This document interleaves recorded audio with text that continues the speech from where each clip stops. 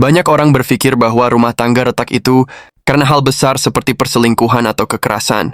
Padahal, seringkali keretakan itu justru dimulai dari hal-hal kecil yang diabaikan. Retaknya rumah tangga tidak selalu langsung terlihat di permukaan. Nah, banyak yang terlihat bahagia di luar, tetapi hancur perlahan di dalam. Yang jadi masalah adalah saat dua orang saling mendiamkan hal kecil, lama-lama akan menumpuk jadi luka besar. Bukan karena tidak cinta, tapi karena tidak tahu cara menjaga cinta itu tetap utuh. Dan inilah yang banyak orang nggak sadari. Awal dari keretakan rumah tangga sering dimulai dari komunikasi yang berubah arah. Dulu, pasangan bisa ngobrol berjam-jam, dari hal yang penting sampai yang receh. Tapi makin lama, obrolan jadi formal, kaku, dan hanya soal kewajiban. Bukan lagi tanya kabar, tapi tanya, anak udah makan belum? Atau tagihan listrik udah dibayar? Pelan-pelan, rasa nyaman itu hilang, digantikan rasa tanggung jawab semata. Dan di titik ini, rumah tangga masih terlihat baik-baik saja di luar. Tapi di dalam, hati mulai terasa sepi. Ya, dan ketika hati sudah sepi, godaan dari luar mulai terasa lebih menarik. Bukan karena pasangan tak setia, tapi karena dia merasa tak lagi dihargai. Lalu mulai mencari perhatian, bukan untuk selingkuh, tapi hanya ingin merasa dianggap ada. Sayangnya, selalu di tahap ini banyak pasangan yang memilih diam, bukan memperbaiki. Mereka pikir, semua akan membaik dengan sendirinya. Padahal tidak. Ketika komunikasi mati, cinta pun perlahan ikut terkubur. Dan inilah akar yang sering tak terlihat.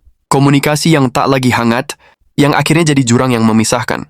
Saat komunikasi mulai renggang, muncul kebiasaan baru yang tanpa sadar makin menjauhkan. Seperti lebih sering main handphone daripada ngobrol.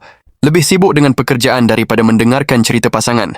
Lebih nyaman curhat ke teman daripada ke pasangan sendiri. Semua itu terjadi perlahan, tanpa niat buruk. Tapi membentuk jarak yang makin lama makin lebar. Banyak pasangan yang tak sadar sedang berjalan ke arah kehancuran, karena mereka merasa ini cuma fase capek, atau berpikir nanti juga membaik sendiri. Padahal kalau tidak semua luka bisa sembuh hanya dengan waktu. Ada luka yang justru makin dalam jika dibiarkan. Dan itu yang terjadi di banyak rumah tangga. Dua orang yang dulunya saling menyayangi, kini hidup seperti dua orang asing. Tinggal serumah tapi tidak lagi berbagi hati. Saling sibuk tapi tidak saling peduli. Saling lihat tapi tidak saling lihat ke dalam. Mereka lupa bahwa cinta bukan hanya soal tinggal bersama, tapi juga tentang bagaimana tetap memilih satu sama lain meski sedang tidak mudah. Awal retaknya rumah tangga juga sering diawali dari rasa kecewa yang dipendam. Kecewa karena janji-janji tak ditepati. Kecewa karena perhatian yang makin langka. Kecewa karena merasa berjuang sendiri, tanpa didengar atau dihargai. Kecewa karena merasa tak lagi jadi prioritas. Dan sebuah kekecewaan itu, jika tak dibicarakan, akan berubah jadi prasangka. Prasangka lalu berubah jadi dingin. Dingin berubah jadi diam. Diam berubah jadi saling menyalahkan. Dan tanpa sadar, rumah tangga yang dulu penuh tawa berubah jadi ladang luka. Bukan karena tak ada cinta, tapi karena cinta dibiarkan tanpa perawatan. Karena perhatian dianggap tidak penting lagi. Karena merasa pasangan akan selalu ada, meskipun tak dijaga. Dan disitulah masalahnya. Bukan karena orang ketiga, tapi karena orang pertama dan kedua sudah tak saling memeluk masalahnya sendiri. Ketika dua orang berhenti saling mendengarkan, saat itu pula jarak emosional mulai tumbuh. Bukan jarak fisik yang jadi masalah utama, tapi jarak hati. Karena satu rumah bukan jaminan dua hati tetap berdekatan. Banyak pasangan yang tiap hari bertemu, tapi tak benar-benar menyapa. Bicara pun seperlunya, seadanya, bahkan kadang hanya sebatas perintah. Ambilin ini. Udah makan? Anak udah tidur? Sementara pertanyaan sederhana seperti, kamu capek ya? Atau kamu lagi kenapa? Mulai hilang entah kemana. Padahal, rumah tangga bukan hanya soal rutinitas, tapi soal rasa. Rasa dihargai, rasa dimengerti, rasa didukung. Dan kalau itu tak lagi ada, hubungan jadi kering seperti tanah retak yang tak pernah lagi disiram air. Awal keretakan rumah tangga juga muncul saat salah satu merasa terlalu sering mengalah. Mengalah demi menghindari pertengkaran. Mengalah karena merasa tak didengarkan. Mengalah karena capek berdebat. Tapi terlalu sering mengalah juga bisa melukai diri sendiri. Karena perlahan akan muncul rasa, kenapa cuman aku yang usaha? Dan saat rasa itu tumbuh, cinta pun mulai berubah bentuk. Tak lagi hangat, tapi jadi dingin. Tak lagi peduli, tapi jadi cuek. Bukan karena berhenti mencintai, tapi karena terlalu sering kecewa tanpa diberi kesempatan untuk bicara. Lalu saat ada masalah besar datang, mereka tak lagi kuat untuk bertahan. Karena pondasi yang tadinya kuat, sudah lama keropos oleh hal-hal kecil yang tak pernah dibenahi. Retaknya rumah tangga seringkali bukan karena badai besar, tapi karena bocor kecil yang tak pernah diperbaiki. Karena luka ringan yang dianggap sepele. Karena isyarat diam yang tak pernah ditafsirkan. Dan ketika semua sudah terlambat, barulah muncul penyesalan. Barulah masing-masing bertanya, Kapan sebenarnya kita mulai berubah? Dan jawabannya seringkali, sejak kita berhenti saling memperjuangkan. Masalahnya, banyak pasangan merasa sudah cukup hanya dengan menyediakan materi.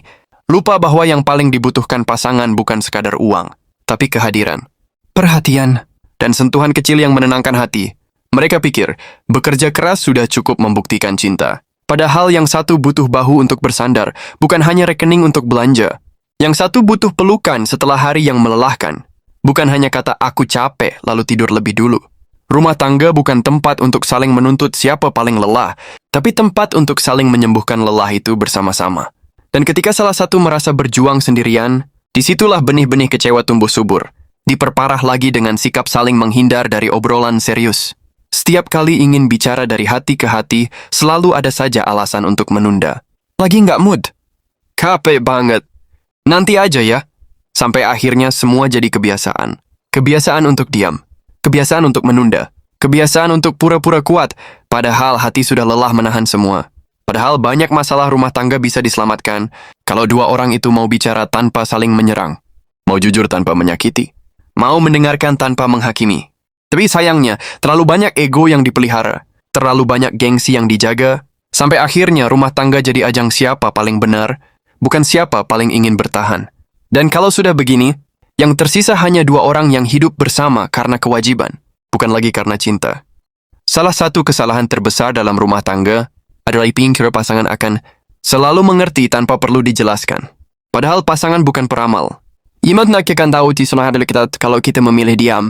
Banyak orang yang kecewa karena merasa tidak dipahami, tapi lupa bahwa mereka juga tidak pernah benar-benar menjelaskan apa yang mereka rasakan. Ketika kita mulai mengharapkan pasangan berubah, tetapi pernah memberitahu apa yang kita butuhkan, disitulah kesalahpahaman mulai tumbuh.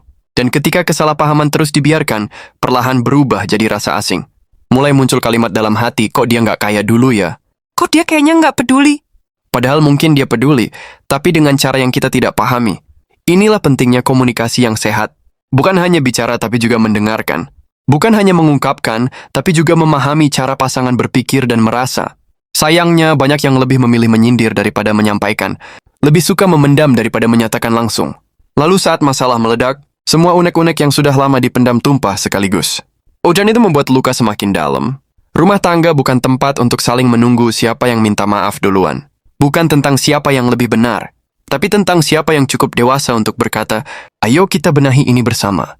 Tapi jika dua-duanya terus merasa paling disakiti, paling tidak dimengerti, dan tak ada yang mau turun ego, maka retak yang kecil itu akan menjadi pecah yang tak bisa disatukan lagi.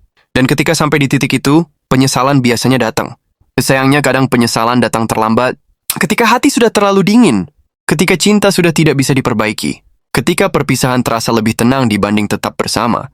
Perpisahan dalam rumah tangga jarang terjadi secara tiba-tiba. Biasanya, itu hasil dari proses panjang yang tak pernah benar-benar disadari. Dimulai dari jarak yang dibiarkan, kesalahan kecil yang terus diulang, keluhan yang tak pernah ditanggapi, perhatian yang semakin berkurang, dan perjuangan yang akhirnya terasa sia-sia. Banyak yang baru sadar pentingnya pasangan, justru saat kehadirannya sudah tak ada lagi, saat rumah sudah sepi, saat tak ada lagi suara tawa yang dulunya biasa, saat tempat tidur terasa terlalu luas untuk ditiduri sendiri. Dan saat itulah baru terasa bahwa sebenarnya retaknya rumah tangga bukan karena tidak ada cinta, tapi karena cinta itu dibiarkan berjalan sendiri tanpa arah, tidak dirawat, tidak dipupuk, tidak dijaga dari hujan masalah yang seharusnya bisa dilalui bersama. Padahal dulu, janji yang diucapkan bukan sekadar untuk hari bahagia, tapi juga untuk tetap bersama saat badai datang, untuk saling menggenggam saat lelah, untuk saling menguatkan saat dunia terasa berat. Maka sebelum semuanya terlambat, beranilah untuk memulai pembicaraan yang selama ini dihindari. Beranilah untuk jujur meski tidak nyaman. Beranilah untuk mendengar, meski hati sedang penuh luka. Karena kadang, rumah tangga yang hampir runtuh bukan butuh solusi besar. Tapi cukup dengan dua orang yang mau kembali belajar mencintai dari awal.